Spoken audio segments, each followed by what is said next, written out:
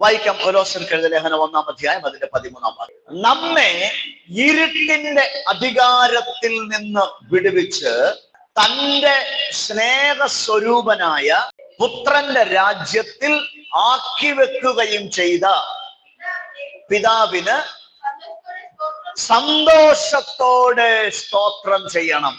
Hallelujah, praise God. ആദ്യം ഇന്ന് പകല് ഈ മെസ്സേജ് വചനത്തിൽ നിന്ന് ഫസ്റ്റ് സ്റ്റെപ്പായിട്ട് നിങ്ങൾക്ക് കൈമാറുന്ന ഒരു സന്ദേശം എന്താണ്? സന്തോഷത്തോടെ സ്തോത്രം ചെയ്യണം. ആ ഒരു സന്തോഷവും ഇല്ല. എന്നാൽ സന്തോഷത്തോടെ സ്തോത്രം ചെയ്യണം. പറഞ്ഞേ, സന്തോഷത്തോടെ സ്തോത്രം ചെയ്യണം. ആർക്ക്? പിതാവിന് സന്തോഷത്തോടെ എന്ത് ചെയ്യണം? സ്തോത്രം ചെയ്യണം. Hallelujah, hallelujah. സ്തോത്രം എന്ന വാക്ക് തന്നെ കൃതജ്ഞത അറിയിക്കുക, നന്ദി അറിയിക്കുക എന്നുള്ളതാണ്. നന്ദി ഒരിക്കലും ദുഃഖത്തോടല്ല അറിയിക്കുന്നത്. നന്ദി ഒരിക്കലും എന്താ പറയാൻ ഒരു ഇറിറ്റേഷനോടെ അസൂയയോടെ ഒന്നും നമ്മൾ നന്ദി അറിയിക്കാറില്ല. നന്ദി അറിയിക്കുമ്പോൾ നമുക്കൊരു സന്തോഷം ഉണ്ടാകും. ഹല്ലേലൂയ. നമ്മൾ ദൈവത്തിന്റെ പുത്രന്മാരായാൽ എപ്പോഴും പിതാവിന് സന്തോഷത്തോടെ നന്ദി അറിയിക്കുന്നവരായിരിക്കണം. ഹല്ലേലൂയ. പറഞ്ഞേ, സന്തോഷത്തോടെ സ്തോത്രം ചെയ്യണം. Praise God. സന്തോഷത്തോടെ സ്തോത്രം ചെയ്യണം. ആമേൻ. സന്തോഷത്തോടെ സ്തോത്രം ചെയ്യണം. അപ്പൊ ഈ സന്തോഷത്തോടെ, എന്തുകൊണ്ട് സന്തോഷത്തോടെ സ്തോത്രം ചെയ്യണം? അതാണ് അതിന്റെ മുകളിലേക്കുള്ള ഭാഗങ്ങളിൽ പരിശുദ്ധാത്മാവ് നമുക്ക് പൗലോസിലൂടെ നൽകുന്ന ഒരു ഭാഗം. അതിന്റെ 12 മുതൽ വായിച്ചാട്ടെ. ആമേൻ. ഇതൊരു പ്രാർത്ഥനയാണ്. പൗലോസ് അപ്പോസ്തലന്റെ പ്രാർത്ഥനയാണ്. കൊലോസ്യ ലേഖനം 1-ാം അധ്യായം 9 മുതൽ 13 വരെയുള്ള വാക്യങ്ങൾ ഒരു പ്രാർത്ഥനയാണ്. നമുക്ക് വേണ്ടി അദ്ദേഹം എന്ത് ചെയ്തിരിക്കുകയാണ്? ദൈവത്തോട് പ്രാർത്ഥിക്കുകയാണ്. കൊലോസ്യ സഭയിലെ വിശ്വാസികൾ അവരുടെ ഹൃദയത്തിൽ സൂക്ഷിക്കുന്ന ദൈവത്തോടുള്ള വിശ്വാസവും സമർപ്പണവും കേട്ടിട്ട് എന്താ? For this reason we also, since the day we heard it, do not cease to pray for you. നിങ്ങൾക്ക് വേണ്ടി പ്രാർത്ഥിക്കുന്നത് നിർത്തിയിട്ടില്ല. വിശ്വാസികൾക്ക് വേണ്ടി പൗലോസ് എന്ത് ചെയ്യുകയാണ്? ഇടവിടാതെ പ്രാർത്ഥിക്കുകയാണ്. പ്രാർത്ഥന ഒഴിവാക്കാതെ പ്രാർത്ഥിക്കുകയാണ്. എന്തിനു വേണ്ടി പ്രാർത്ഥിക്കുന്നു? അതിന്റെ 9-ാം വാക്യത്തിന്റെ 2-ാം ഭാഗം പറയുന്നു, that you may be filled with the knowledge of his will in all wisdom and spiritual understanding. അവന്റെ സകല ജ്ഞാനത്തിലും നിങ്ങൾ നിറഞ്ഞവരാകേണ്ടതിന്, ദൈവത്തെക്കുറിച്ചുള്ള, ദൈവത്തിന്റെ ഹിതത്തെക്കുറിച്ചുള്ള പരിജ്ഞാനത്തിൽ, അങ്ങനെയല്ലേ? ദൈവഹിതത്തെക്കുറിച്ചുള്ള ജ്ഞാനത്തിലും വിവേകത്തിലും അവന്റെ ഇഷ്ടത്തിന്റെ പരിജ്ഞാനത്തിൽ കൊണ്ട് നിറഞ്ഞു വരണം. ദൈവ ഇഷ്ടത്തിന്റെ പരിജ്ഞാനം. പറഞ്ഞ, ദൈവ ഇഷ്ടത്തിന്റെ പരിജ്ഞാനം. പരിജ്ഞാനം എന്ന വാക്കിന് അറിവെന്നാണ് അർത്ഥം. ദൈവ ഇഷ്ടത്തിന്റെ പരിജ്ഞാനം എന്ന് വെച്ചാൽ എന്നെ കുറിച്ച് ദൈവത്തിന് ഒരു ഇഷ്ടമുണ്ട്. ശ്യാമളാന്റിയെ കുറിച്ച് ദൈവത്തിന് എന്തുണ്ട്? ഒരു ഇഷ്ടമുണ്ട്. അഞ്ജുവിനെ കുറിച്ച് ദൈവത്തിനൊരു ഇഷ്ടമുണ്ട്. നമ്മളെ ഓരോരുത്തരെ കുറിച്ചും ദൈവത്തിനൊരു വലിയ ഇഷ്ടമുണ്ട്. ഹല്ലേലൂയ. നീ ഇങ്ങനെ ആകുന്നത് കാണാനായി എനിക്കിഷ്ടം. നമ്മൾ പറയില്ല മക്കളോട്, എടാ നീ ഒരു എഞ്ചിനീയറായി കാണാനായി എനിക്കിഷ്ടം, നീ ഒരു ഡോക്ടറായി കാണാനായി എനിക്കിഷ്ടം, നീ ഒരു പോലീസ് ഓഫീസറായി കാണാനായി എനിക്കിഷ്ടം. ആമേൻ. അപ്പൊ ദൈവത്തിന്, പിതാവായ ദൈവത്തിന് നമ്മളെ കുറിച്ചുള്ള ഒരു ഇഷ്ടമുണ്ട്. അപ്പൊ ആ ഇഷ്ടത്തെ കുറിച്ചുള്ള പരിജ്ഞാനം എന്ന് പറഞ്ഞാൽ, അമ്മയ്ക്ക് എന്നെ കുറിച്ച് എന്താണ് ഇഷ്ടം, അപ്പൻ എന്നെ കുറിച്ച് എന്താണ് ഇഷ്ടം, ആ ഇഷ്ടം അറിയുന്ന ഒരു പൈതൽ, ജ്ഞാനമുള്ളൊരു മകൻ, വിവേകമുള്ളൊരു മകൻ ആ അമ്മയുടെ അപ്പന്റെ ഇഷ്ടത്തിനനുസരിച്ച് എന്ത് ചെയ്യാൻ തുടങ്ങും? ജീവിക്കാൻ തുടങ്ങും. ഹല്ലേലൂയ. സോ ഹെവൻലി ഫാദർ, സ്വർഗസ്ഥനായ പിതാവിന് എന്നെ കുറിച്ചും നിങ്ങളെ കുറിച്ചും ഒരു വലിയ ഇഷ്ടമുണ്ട്. Hallelujah, praise God. ഒരു വലിയ ഇഷ്ടം. പറഞ്ഞൊരു വലിയ ഇഷ്ടം. ഈ ലോകത്തിലെ ഒരു മനുഷ്യനും നമ്മളെ കുറിച്ച് അങ്ങനെ ഒരു ഇഷ്ടമല്ല. പക്ഷെ സ്വർഗസ്ഥനായ പിതാവിന് നിങ്ങളെ കുറിച്ചുള്ള ഇഷ്ടം അത്യുത്തമമാണ്, അത് വലുതാണ്. ആ ഇഷ്ടത്തിന്റെ പരിജ്ഞാനം, അതിന്റെ വിവേകം നിങ്ങൾക്ക് ഉണ്ടാകണമെന്ന് പൗലോസ് എന്ത് ചെയ്യുക? പ്രാർത്ഥിക്കുക. അങ്ങനെ പ്രാർത്ഥിച്ചു വരുമ്പോൾ ആമേൻ, പൗലോസ് അപ്പോസ്തലൻ പറയുകയാണ്, നിങ്ങളെ അവൻ ചിലതിന് പ്രാപ്തരാക്കി. 11-ാം വാക്യം വെച്ച്, അവന്റെ മഹത്വത്തിന്റെ വല്ലഭത്വത്തിന് ഒത്തവണ്ണം പൂർണ്ണ ശക്തിയോടെ ബലപ്പെടണമെന്നും വിശുദ്ധന്മാർ, ഇത് ശ്രദ്ധിക്കണം, ഇത് വളരെ പ്രധാനം. വിശുദ്ധന്മാർക്ക് വെളിച്ചത്തിലുള്ള അവകാശത്തിനായി നമ്മെ പ്രാപ്തന്മാരാക്കുകയും, പ്രാപ്തനാക്കുക എന്ന് പറഞ്ഞാൽ എന്താ? യോഗ്യനാക്കുക. ഹല്ലേലൂയ. ഒരു ജോലി ഗവൺമെന്റ് സ്ഥാപനത്തിൽ ഒരു ജോലി വേണമെങ്കിൽ നമുക്ക് എന്ത് വേണം? അതിനുള്ള യോഗ്യത വേണം, അതിനുള്ള പ്രാപ്തി വേണം. ആമേൻ. PSC പരീക്ഷ എഴുതി ഇന്ന ജോലി കിട്ടണമെങ്കിൽ അതിനുള്ള മാർക്ക്, അതാണ് പ്രാപ്തി, ക്വാളിറ്റി എന്ന് പറയും. വിശുദ്ധന്മാർക്ക് വെളിച്ചത്തിലുള്ള അവകാശത്തിനായി നമ്മളെ കർത്താവ് ക്വാളിഫൈ ചെയ്തു. ഹല്ലേലൂയ. ആമേൻ. വിശുദ്ധന്മാർക്ക് വെളിച്ചത്തിനുള്ള അവകാശം, വെളിച്ചത്തിനുള്ള അവകാശത്തിനായി നമ്മെ ദൈവം എന്ത് ചെയ്തു? ക്വാളിഫൈ ചെയ്തു. പ്രസന്നെ കർത്താവ് എന്ത് ചെയ്തു? ക്വാളിഫൈ ചെയ്തു. നമ്മൾ ക്വാളിഫൈഡ് അല്ല, നമ്മൾ യോഗ്യന്മാരല്ലായിരുന്നു, നമ്മൾ അതിന് പ്രാപ്തരല്ലായിരുന്നു. പക്ഷേ യേശു ക്രിസ്തുവിലുള്ള വിശ്വാസ നിമിത്തം പിതാവായ ദൈവം നമ്മളെ എന്ത് ചെയ്തു? ആ വെളിച്ചത്തിലുള്ള അവകാശത്തിനായി നമ്മെ പ്രാപ്തരാക്കി. Hallelujah, praise God. നിങ്ങൾക്ക് ഇപ്പോൾ ആ അവകാശം പ്രാപിക്കാൻ യാതൊരു തടസ്സവും ഇല്ല. നിങ്ങൾക്ക് അതിനുള്ള യോഗ്യതയുണ്ട്. വിശുദ്ധന്മാർക്ക് വെളിച്ചത്തിലുള്ള അവകാശം. അപ്പൊ വിശുദ്ധന്മാർക്കാണ് ഈ അവകാശം എന്ത് ചെയ്യുന്നത്? കൊടുക്കുന്നത്. അങ്ങനെ നിങ്ങളെ പ്രാപ്തരാക്കി എന്ന് പറഞ്ഞാൽ അതിനർത്ഥം നിങ്ങൾ ഇപ്പോൾ ആരായി തീർന്നിരിക്കുന്നു? യെസ്, ഒരു നല്ല ആമേൻ പറഞ്ഞാട്ടെ. നിങ്ങളെ ഇപ്പൊ വിശ്വാസത്താൽ കർത്താവ് എന്ത് ചെയ്തു? പിതാവ് എന്ത് ചെയ്തു? നിങ്ങളെ വിശുദ്ധന്മാരാക്കി മാറ്റിയിരിക്കുന്നു. Praise God. So you are qualified to get into the eternity, get into the inheritance of saints in the light. വെളിച്ചത്തിലുള്ള വിശുദ്ധന്മാരുടെ മുഴുവൻ അവകാശങ്ങളും പ്രാപിപ്പാൻ അവൻ നിങ്ങളെ പ്രാപ്തരാക്കി. ഓ, പ്രൈസ് ഗോഡ്. ആമേൻ. അബ്രഹാമിന് ലഭിച്ചതുപോലെ, ഇസഹാക്കിന് ലഭിച്ചതുപോലെ, ആമേൻ, യോസേഫിന് ലഭിച്ചതുപോലെ, യാക്കോബിന് ലഭിച്ചതുപോലെ വെളിച്ചത്തിലുള്ള അവകാശങ്ങൾ നമുക്ക് ലഭ്യമാകേണ്ടതിന് ദൈവം എന്നെ നിങ്ങളെ ക്രിസ്തു മുഖാന്തരം പ്രാപ്തരാക്കി. അതെങ്ങനെ? യേശു ക്രിസ്തുവിൽ നിങ്ങൾ എന്ത് ചെയ്യുന്നു? വിശ്വസിക്കുന്നത് കൊണ്ട്. ക്രിസ്തു എന്ന ആ പൊസിഷനിൽ നിങ്ങൾ വിശ്വസിക്കുന്നത് കൊണ്ട് ക്രിസ്തുവിലൂടെ നിങ്ങൾ ആരായി മാറി? അവകാശത്തിന് പ്രാപ്തരായി മാറി. ഹല്ലേലൂയ. അംബാനിയുടെ വസ്തുവിൽ നമുക്ക് എന്തെങ്കിലും അവകാശം ഉണ്ടോ? അദാനിയുടെ സമ്പത്തിൽ നമുക്ക് എന്തെങ്കിലും അവകാശമുണ്ടോ? ബോച്ചയുടെ സമ്പത്തിൽ നമുക്ക് വല്ല അവകാശമുണ്ടോ? റീൽസ് നമ്മൾ കണ്ട് തൃപ്തരാകുന്നുണ്ടെങ്കിലും സന്തോഷിക്കുന്നുണ്ടെങ്കിലും അദ്ദേഹത്തിന്റെ അവകാശത്തിൽ ഒരു പദ്ധതി നമുക്ക് അദ്ദേഹം എന്ത് ചെയ്തിട്ടില്ല? തന്നിട്ടില്ല. Praise the Lord. ഹല്ലേലൂയ. എന്തുകൊണ്ട്? നമ്മൾ ആരും അതിനുള്ള പ്രാപ്തി പ്രാപിച്ചിട്ടില്ല. ഇനി ഒന്നിൽ അദ്ദേഹം നമ്മളെ അഡോപ്റ്റ് ചെയ്യണം. ഇനി ജനിക്കാൻ ഒരു സാധ്യതയില്ല. അപ്പൊ എന്തിനേ സാധ്യതയുള്ളൂ? അഡോപ്ഷന് മാത്രമേ സാധ്യതയുള്ളൂ. നമ്മളിപ്പോ ഇനി അദ്ദേഹത്തിന്റെ മകനായിട്ട് ജനിക്കാൻ നമുക്ക് ആർക്കും പറ്റത്തില്ല. ഇല്ല. ഇനി ഒരിക്കൽ അദ്ദേഹത്തിന് തോന്നിയിട്ട് നിന്നെ ഞാൻ എന്റെ മകനായിട്ട് ദത്തെടുക്കുമെന്ന് പറഞ്ഞാൽ അദ്ദേഹത്തിന്റെ സമ്പത്തിന് ഒരു അവകാശം നമുക്കും ഉണ്ടാകും. ആമേൻ. ഹല്ലേലൂയ. സീ, റോമർക്കെഴുതിയ ലേഖനം 8-ാം അധ്യായം ഇങ്ങനൊരു വാക്യമുണ്ട്. റോമർ 8:16. നിങ്ങൾ പിന്നെയും ഭയപ്പെടേണ്ടതിന് ദാസ്യത്തിന്റെ ആത്മാവിനെ അല്ല, നാം അബ്ബാ പിതാവേ എന്ന് വിളിക്കുന്ന പുത്രത്വത്തിന്റെ ആത്മാവിനെ എന്ത് ചെയ്തിരിക്കുന്നു? പ്രാപിച്ചിരിക്കുന്നു. ഇനി യജമാനനെ എന്ന് വിളിക്കുന്ന ശമ്പളം വാങ്ങുന്ന ദാസന്റെ ആത്മാവല്ല ഇപ്പൊ നമ്മൾ വ്യാപരിക്കുന്നത്. അപ്പാ പിതാവ് എന്ന ദൈവത്തെ വിളിക്കാൻ കഴിയുന്ന പുത്രത്വത്തിന്റെ ആത്മാവിനെ നമ്മൾ പ്രാപിച്ചിരിക്കുന്നു. ഹല്ലേലൂയ.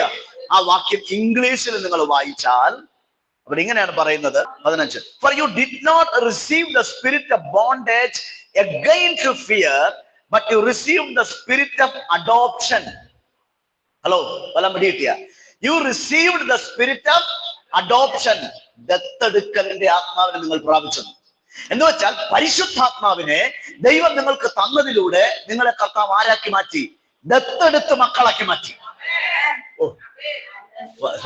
ഇപ്പാണ് മനസ്സിലായത്. ഹല്ലേലൂയ.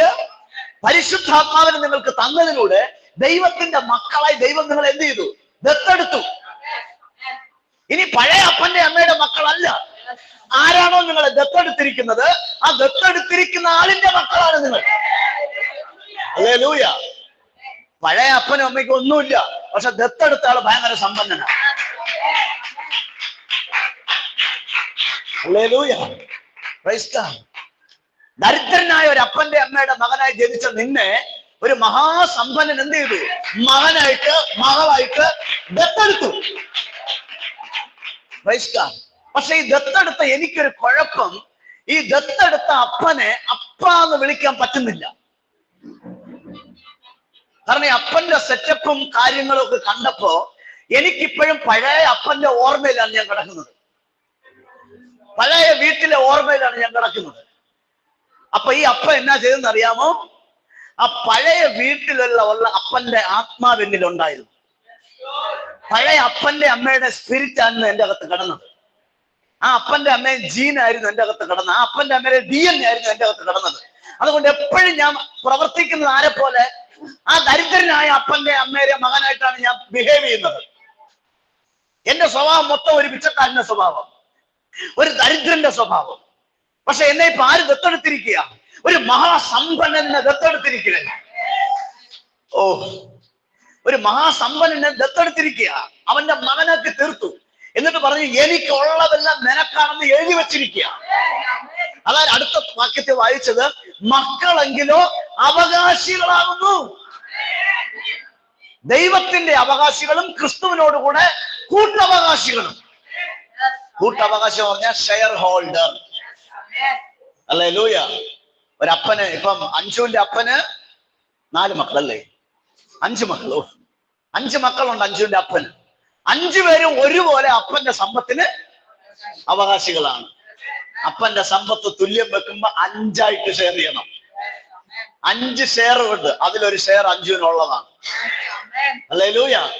അപ്പൊ അഞ്ജുവിന്റെ മക്കളിൽ ഇല്ലാത്ത ഒരാളെ അദ്ദേഹം ദത്തെടുത്തു എന്ന് വിചാരിക്കുക. നടക്കത്തില്ല എങ്കിലും ചുമ്മാ പറയാം, ഉദാഹരണത്തിന് ദത്തെടുക്കുക എന്ന് വിചാരിക്കുക. അപ്പൊ എത്രയായി? 6 മക്കളായി. ഇനി അപ്പന്റെ സമ്പത്ത് ഷെയർ ചെയ്യുമ്പോൾ എത്രയായിട്ട് ഷെയർ ചെയ്യണം?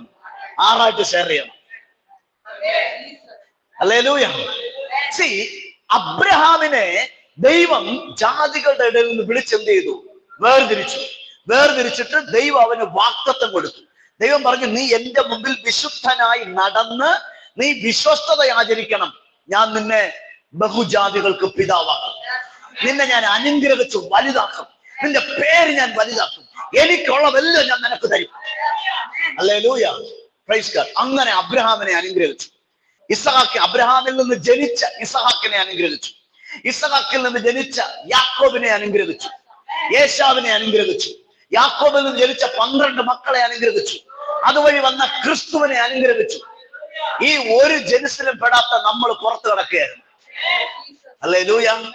അപ്പൊ ആ അവകാശമാക്കാൻ ഒരു ചാൻസും ഇല്ല. അബ്രഹാമിന്റെ സമ്പത്ത് പോലെ എനിക്ക് സമ്പത്ത് തരണേ, അബ്രഹാമിന്റെ അനുഗ്രഹം എനിക്ക് തരണേ എന്ന് പ്രാർത്ഥിക്കാൻ പോലും യോഗ്യത ഇല്ലായിരുന്നു. അങ്ങനെയാണ് എവിടെ കൂടെയോ സുവിശേഷം നമ്മൾ എന്ത് ചെയ്തത്? കേട്ടത്. യേശു ക്രിസ്തുവിനെ കുറിച്ചുള്ള സുവിശേഷം നമ്മൾ എന്ത് ചെയ്തു? കേട്ടു. പുത്രനെ കുറിച്ചുള്ള സുവിശേഷം, ദാസനെ കുറിച്ചുള്ള സുവിശേഷമല്ല, പുത്രനെ കുറിച്ചുള്ള സുവിശേഷം നമ്മൾ കേട്ടു. ഈ പുത്രനെ കുറിച്ചുള്ള സുവിശേഷം കേൾക്കുമ്പോൾ ഒരു പ്രത്യേകതയുണ്ട്. കേൾക്കുന്നവനെ പുത്രനാക്കും.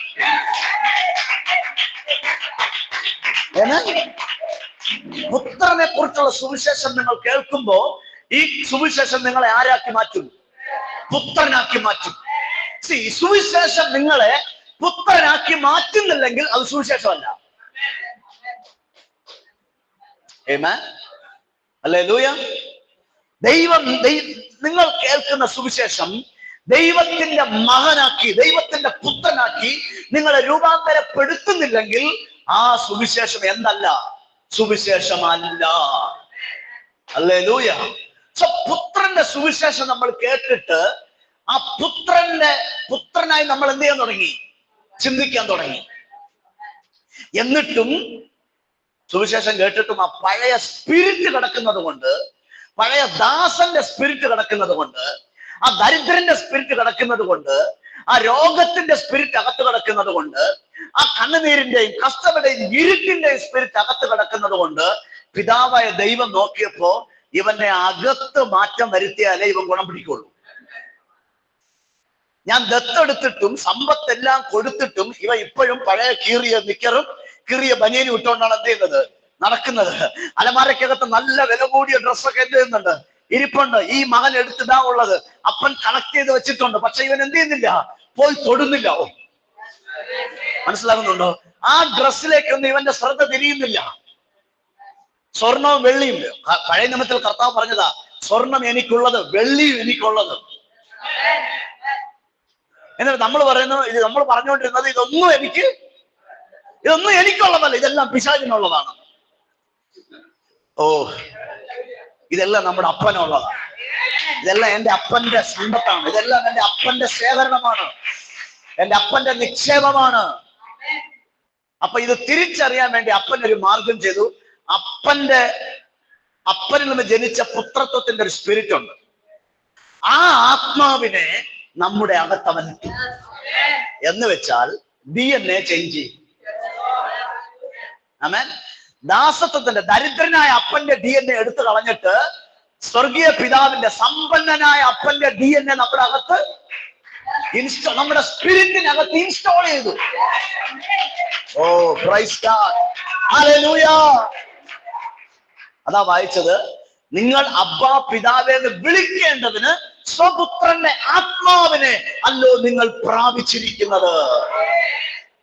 സ്പിരിറ്റ് ഓഫ് അഡോപ്ഷൻ, പുത്രത്വത്തിന്റെ ആത്മാവ്. ആമേൻ. സോ പുത്രത്വത്തിന്റെ ആത്മാവിനാണ് നമ്മളിപ്പോ എന്ത് ചെയ്തിരിക്കുന്നത്, പ്രാപിച്ചിരിക്കുന്നത്. അപ്പൊ ഇനി ഗലാത്യ ലേഖനം 4:6 വായിച്ച് കുറച്ചും കൂടെ നിങ്ങൾക്ക് മനസ്സിലാകും ആ വാക്യം പരിശോധിക്കുമ്പോൾ. ഗലേഷ്യൻസ് 4:6. നിങ്ങൾ മക്കളാകാൻ വേണ്ടി, ശ്രദ്ധിക്കണേ, മക്കളാകാൻ വേണ്ടി എന്നല്ല എഴുതിയിരിക്കുന്നത്, നിങ്ങൾ മക്കളായതുകൊണ്ട്. Hallelujah, hallelujah. നിങ്ങൾ മക്കൾ ആയതുകൊണ്ട്. അടുത്ത് പറ, അബ്ബാ പിതാവേ എന്ന് വിളിക്കുന്ന സ്വപുത്രൻ എന്ന് പറഞ്ഞാൽ എന്താ? സ്വന്തം പുത്രൻ. സ്വന്തം പുത്രന്റെ ആത്മാവിനെ ദൈവം നമ്മുടെ ഹൃദയങ്ങളിൽ അയച്ചു. ആമേൻ, ഹല്ലേലൂയ. ഈ സ്വന്തം പുത്രന്റെ ആത്മാവിനെ അയച്ചു. ആ ആത്മാവ് നമ്മിൽ പ്രവർത്തിച്ചു തുടങ്ങിയാൽ നമുക്ക് പിന്നെ എങ്ങനെ വിളിക്കാൻ പറ്റത്തുള്ളൂ? അപ്പ അപ്പ അപ്പ അപ്പ എന്ന് മാത്രമേ വിളിക്കാൻ പറ്റത്തുള്ളൂ. അബ്ബാ പിതാവ് എന്ന് മാത്രമേ വിളിക്കാൻ പറ്റത്തുള്ളൂ. ഒരു ആമേൻ പറഞ്ഞാട്ടെ. യെസ്, അബ്ബാ പിതാവ് എന്ന് മാത്രമേ വിളിക്കാൻ പറ്റത്തുള്ളൂ. ഇപ്പൊ ഞാൻ വായിച്ച വാക്യത്തിലേക്ക് വരിക. അവിടെ പറയുന്നത് ഇങ്ങനെയാണ്, അവൻ വെളിച്ചത്തിലുള്ള വിശുദ്ധന്മാരുടെ അവകാശത്തിനായി നമ്മെ പ്രാപ്തരാക്കുകയും ഇരുട്ടിന്റെ അധികാരത്തിൽ നിന്ന് സ്നേഹസ്വരൂപനായ പുത്രന്റെ രാജ്യത്തിലാക്കി വെക്കുകയും ചെയ്യും. ഇരുട്ടിന്റെ അധികാരത്തിൽ നിന്ന്, പഴയ അപ്പന്റെ അധികാരത്തിൽ നിന്ന്. ഹല്ലേലൂയ. എഫേസ്യർക്ക് എഴുതിയ ലേഖനം 2-ാം അധ്യായം അതിന്റെ 1, 2, 3 വാക്യങ്ങൾ. എഫേസ്യർക്ക് എഴുതിയ ലേഖനം 2-ാം അധ്യായം 1, 2, 3 വാക്യങ്ങൾ. അതിക്രമങ്ങളാലും പാപങ്ങളാലും മരിച്ചവരായിരുന്ന നിങ്ങളെയും അവൻ ഉയർപ്പിച്ച്, ശ്രദ്ധിക്കണേ, അവയിൽ നിങ്ങൾ മുമ്പേ ഈ ലോകത്തിന്റെ കാലഗതിയെയും ആകാശത്തിലെ അധികാരത്തിനും അനുസരണക്കേടിന്റെ മക്കളിൽ ഇപ്പോൾ വ്യാപരിക്കുന്ന ആത്മാവിനും അധിപതിയായവനെയും അനുസരിച്ച്. നമ്മൾ വേറെ ആരെയോ അനുസരിച്ച് നടന്നു, ഈ ലോകത്തിന്റെ സ്പിരിറ്റിനെ അനുസരിച്ച് നടന്നു, പാപത്തിന്റെ സ്പിരിറ്റിനെ അനുസരിച്ച് നടന്നു, ദാരിദ്ര്യത്തിന്റെ സ്പിരിറ്റിനെ അനുസരിച്ച് നടന്നു, രോഗത്തിന്റെ സ്പിരിറ്റിലായിരുന്നു നമ്മൾ. അതെല്ലാം ഇരുട്ടിന്റെ ആധിപത്യമാണ്. കഷ്ടം, സങ്കടം, ദുരിതം, ഒരിക്കലും മാറാത്ത ദുഃഖങ്ങൾ, ഒരിക്കലും മാറാത്ത രോഗങ്ങൾ, ഒരിക്കലും മാറാത്ത ദാരിദ്ര്യം, ഒരിക്കലും മാറാത്ത അടിമത്വം, ഇത് ഇരുട്ടിന്റെ രാജ്യമാണ്, ഇരുട്ടിന്റെ ആധിപത്യമാണ്. പക്ഷേ ക്രിസ്തു നമ്മിൽ വന്നപ്പോൾ, പരിശുദ്ധാത്മാവിനെ നമ്മൾ ലഭിച്ചപ്പോൾ നമ്മെ ആ ഇരുട്ടിന്റെ ആധിപത്യത്തിൽ നിന്ന് വിടുവിച്ചു. എല്ലാരും പറഞ്ഞേ, വിടുവിച്ചു. ശക്തിയോടെ പറ, വിടുവിച്ചു. ഇരുട്ടിന്റെ ആധിപത്യത്തിൽ നിന്ന് വിടുവിച്ചിട്ട് എങ്ങോട്ടാക്കി? സ്നേഹസ്വരൂപനായ. ആമേൻ. പറഞ്ഞ സ്നേഹസ്വരൂപൻ. എല്ലാരും പറഞ്ഞ, എല്ലാരും ഒന്ന് ശബ്ദം എടുത്ത് പറഞ്ഞ, സ്നേഹ സ്വരൂപൻ. സ്വരൂപൻ എന്ന വാക്കിന്റെ അർത്ഥം എന്താ? സ്വരൂപം, രൂപം, സ്വന്തം രൂപം. ദൈവം മനുഷ്യനെ ഉണ്ടാക്കിയപ്പോൾ, ഉൽപ്പത്തി 1:26-27 കർത്താവ് ഇങ്ങനെ പറഞ്ഞു, നമ്മുടെ സാദൃശ്യത്തിൽ നമ്മുടെ സ്വരൂപപ്രകാരം നമുക്ക് എന്ത് ചെയ്യാം? മനുഷ്യനെ ഉണ്ടാക്കാം.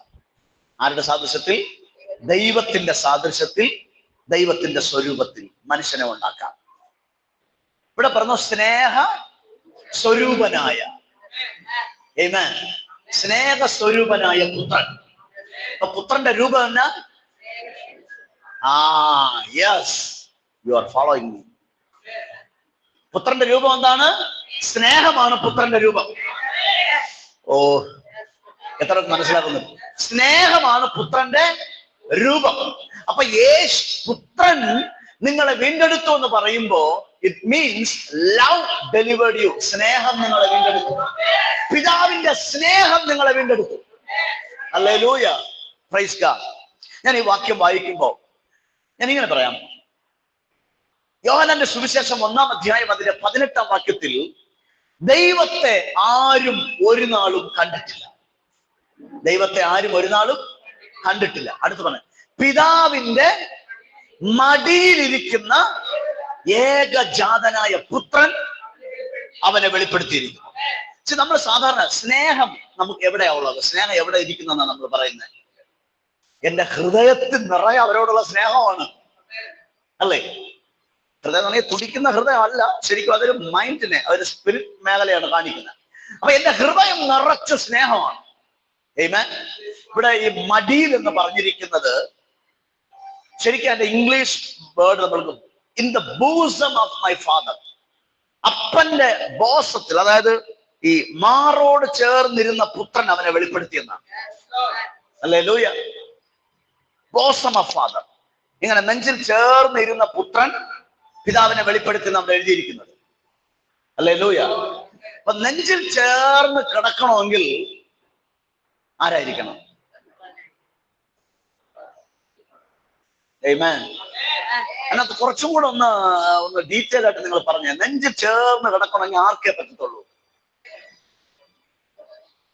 ഭാര്യയ്ക്ക് പറ്റത്തില്ലേ? ഭാര്യയ്ക്കും പറ്റും.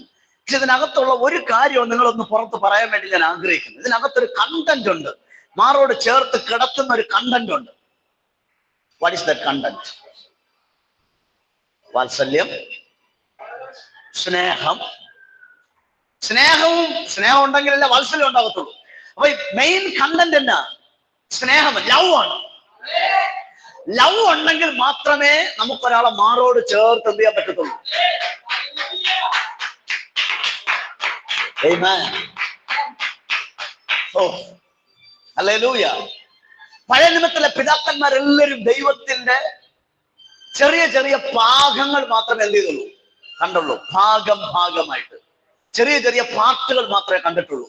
പക്ഷെ ക്രിസ്തു പിതാവിന്റെ ബോസത്തിൽ ചേർന്നിരുന്നു, ഹൃദയത്തോട് ചേർന്ന് വെച്ചാൽ പിതാവിന്റെ ഹൃദയത്തിനകത്തുണ്ടായിരുന്ന പ്ലാനാണ് ജീസസ് ക്രൈസ്റ്റ്.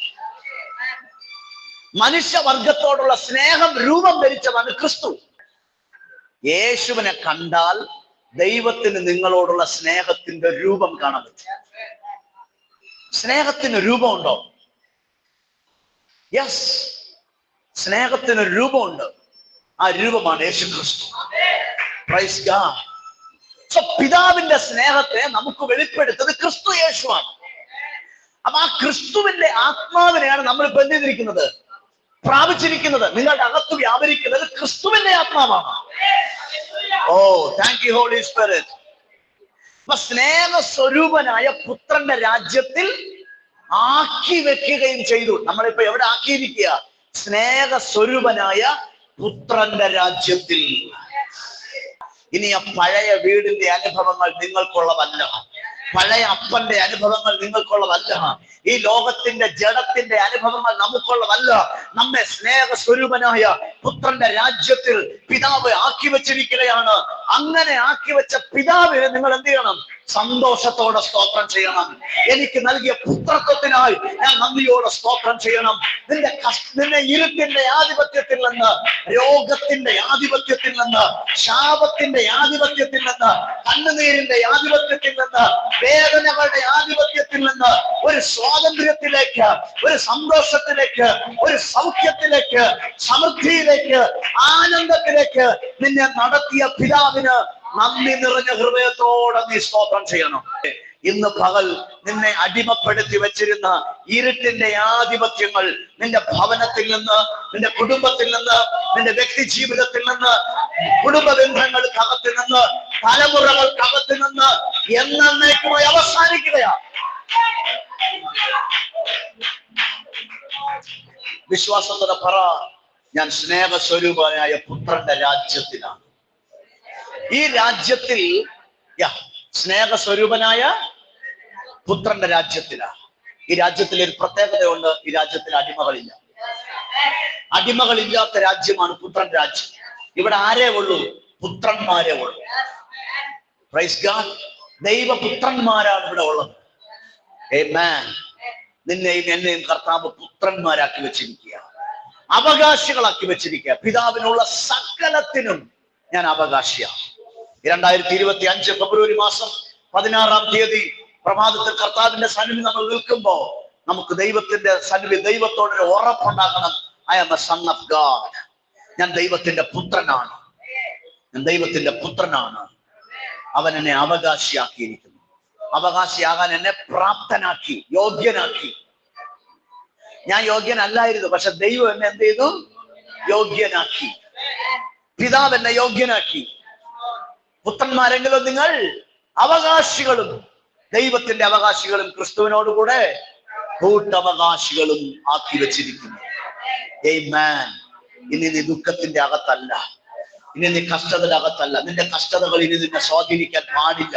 നിന്റെ ദുഃഖങ്ങൾ ഇനിയും നിന്നെ സ്വാധീനിക്കുവാൻ പാടില്ല. നിന്റെ തലമുറകൾ പിന്മാറി വന്ന ശാപങ്ങൾ ഇനിയും നിന്നെ സ്വാധീനിക്കുവാൻ പാടില്ല. കാരണം നിന്റെ അഡ്രസ് ഇപ്പോൾ മാറിയിരിക്കുകയാണ്.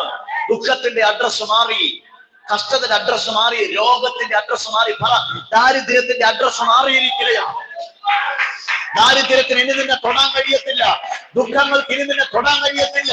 രോഗത്തിന് ഇനി നിന്നെ അടിമപ്പെടുത്താൻ കഴിയത്തില്ല. നിന്റെ പ്രശ്നങ്ങളെ പരിശുദ്ധാത്മാവിന്റെ പകൽ സൗഖ്യമാക്കുകയാണ്. സ്നേഹസ്വരൂപനായ പുത്രന്റെ രാജ്യത്തിലേക്ക് അവിടുന്ന് നിങ്ങളെ വിടുവിച്ചു. അവിടുന്ന് നിങ്ങളെ വീണ്ടെടുത്തു. അവിടുന്ന് നിങ്ങളെ പുറത്തെടുത്തു. Praise God. ഹല്ലേലൂയ. നമ്മൾ വളർത്തുന്ന ഒരാടോ ഒരു പശുവോ ഒരു കോഴിയോ എവിടെയെങ്കിലും ഒരിടത്ത് കുടുങ്ങിക്കിടക്കുന്നത് നമ്മൾ കണ്ടിട്ട് മിണ്ടാതെ പോവോ? ഇല്ല. എങ്ങനെയെങ്കിലും അതിനെന്ത് ചെയ്യണം? ആ കുടുക്കിൽ നിന്ന് വിടുവിക്കണം. ആമേൻ. ഇന്ന് പകൽക്കാലം ദൈവാത്മാവിനോട് പറയുന്നു, നീ കുടുങ്ങിക്കിടക്കുന്ന രോഗത്തിന്റെ കുടുക്കുകളിൽ നിന്ന്, നീ കുടുങ്ങിക്കിടക്കുന്ന ദാരിദ്ര്യത്തിന്റെ കുടുക്കുകളിൽ നിന്ന്, നീ കുടുങ്ങിക്കിടക്കുന്ന വേദനകളുടെ കുടുക്കുകളിൽ നിന്ന്, മക്കളെ കുറിച്ചുള്ള വേദന, സാമ്പത്തിക വിഷയങ്ങളെ കുറിച്ചുള്ള വേദന, കുടുംബ ബന്ധങ്ങൾക്കകത്തുള്ള വേദന, സ്നേഹം കിട്ടേണ്ടടുക്കുന്ന സ്നേഹം കിട്ടാതിരിക്കുന്നതിന്റെ വേദന. ഇന്ന് പകലിൽ ലോകത്തിലെ ഒരു മനുഷ്യനും നിന്നെ സ്നേഹിച്ചില്ലെങ്കിലും, നിന്റെ മക്കൾ നിന്നെ സ്നേഹിച്ചില്ലെങ്കിലും, നിന്റെ അപ്പൻ നിന്നെ സ്നേഹിച്ചില്ലെങ്കിലും, അതിനൊക്കെ അപ്പുറമായി നിന്നെ സ്നേഹിക്കുന്നൊരു അവൻ പിതാവുണ്ട്, സ്വർഗീയ പിതാവുണ്ട്. അവൻ തന്റെ പുത്രനെ നിനക്ക് വേണ്ടി തന്നു. സ്നേഹസ്വരൂപനായ പുത്രന്റെ രാജ്യത്തിൽ നിന്നെ ഇന്ന് പകൽക്കാലം ആക്കി വെച്ചിരിക്കുകയാണ്. ആ പിതാവിന്റെ സന്തോഷത്തോടെ സ്തോത്രം ചെയ്യുന്നവരാകണം. സന്തോഷത്തോടെ സ്തോത്രം ചെയ്യണം. സന്തോഷത്തോടെ.